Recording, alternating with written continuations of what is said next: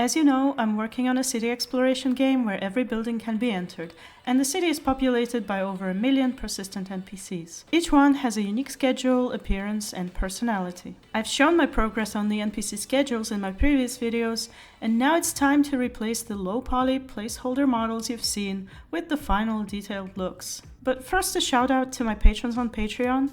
If you like my project and want to support its development, check out the link in the description. It took me a while to settle on the style of the NPC models, but I decided to go with a more stylized, slightly cartoony look.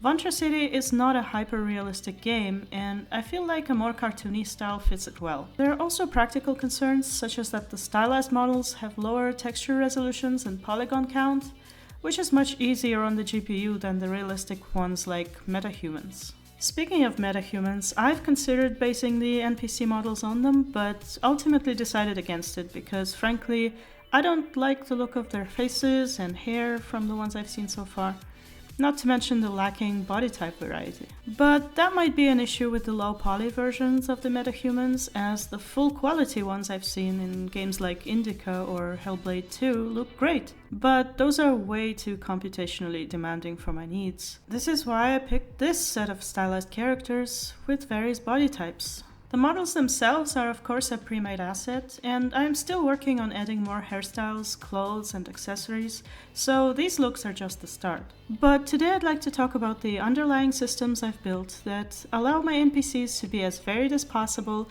with the limited resources that I have. As I've mentioned before, the NPC information is stored in a GPU render target, and it is very limited. When an NPC spawns in the player's vicinity, all it knows is its position and a unique ID. From this ID, I have to generate every characteristic that the character might possess. And because the ID is persistent, every NPC will retain those characteristics no matter where or when the player encounters them. So everything generated from the ID will be the same every time. And there is quite a lot to generate. First of all, each NPC has to settle on its gender to know which set of models it will pick from. For now, they can only be male or female.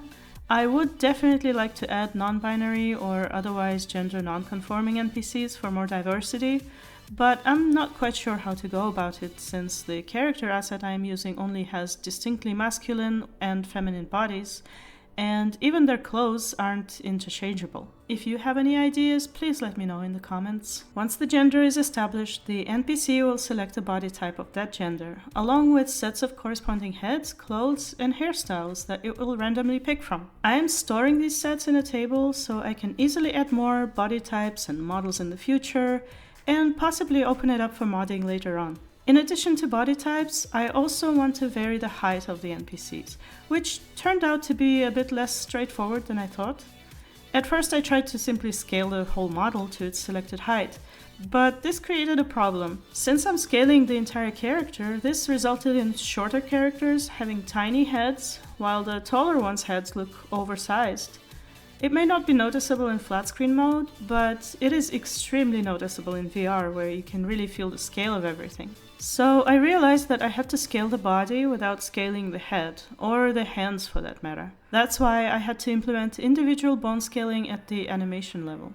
Luckily, Unreal allows me to scale specific bones of a skeletal mesh fairly easily. But instead of scaling all of the bones in the body, I decided to use a simpler approach and scale the entire character first, and then apply the inverse scale to the head and hands. This seems to be working quite well. The smaller characters now look like adults, with adult-sized heads rather than children. And yeah, there are no children in the game, and I'm not sure there will be at this point. Once the body is assembled, we have to generate the colors for everything. I do not use any pre-made palettes or sets of pre-established colors because I want as much variety as possible. At the same time, I don't want the colors to be completely random, as that would result in a crowd that looks like clowns rather than realistic city population. I mean, we've all seen what happens when you play a game with character customization and click random a bunch of times. I wouldn't want my city NPCs to look like that. That is why every color is generated from a probability distribution instead. Because I want the colors to look realistic, yet still leave room for a bit of weirdness and outliers, I am using normal distributions or bell curves a lot. For example, this is how I generate the skin tone.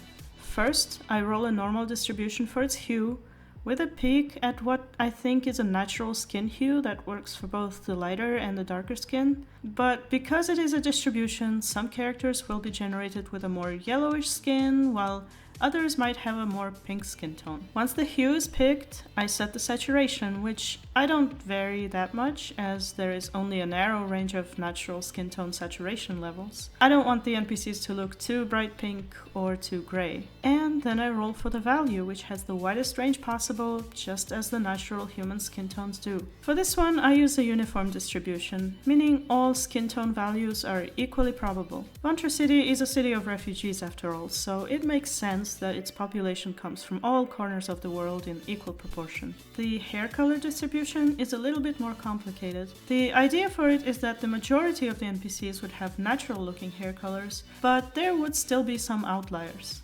That's why I have a specific probability of a character getting a bright, unnatural hair color, which is set to 1% right now. For the 99% of the NPCs though, the hair color is rolled with a normal distribution in a similar way to the skin tone.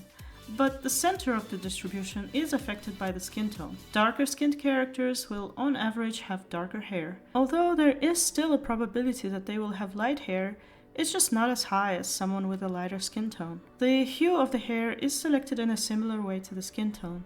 Another normal distribution roll centered around the browns. Then we have the clothes and the eye colors. I've already touched on how I shift the clothes colors towards brown and blue tones to avoid the crowd looking too colorful with too many people dressed in bright pink and green. I do a similar thing with eye colors. Most characters will have either brown or blue-green eyes, but since we are in a somewhat futuristic environment, there will occasionally be unnatural eye colors, which I think are pretty cool. There's still a lot more variety that I'd like to implement, like the facial feature sliders. Right now, each body type only has 3 distinct faces, but I want to add more variation to them so that each character can look truly unique. And maybe a similar modification system for the body types. I'm not sure yet. Anyway, now that I have basic NPC models in the game, I can continue working on their behaviors and add more animations so they can actually do something in the game world rather than just walk around. Stay tuned for more updates and stay creative!